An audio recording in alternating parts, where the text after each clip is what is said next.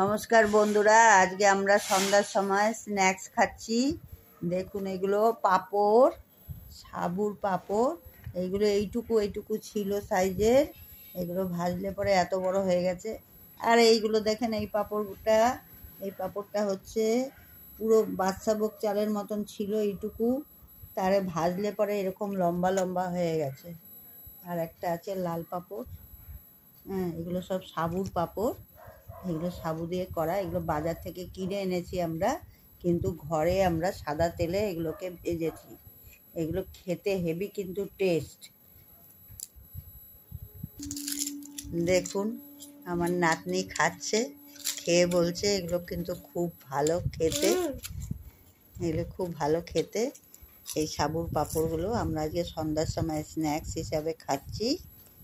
এটা কিন্তু খেতে প্রচুর ভালো, খুব সুন্দর,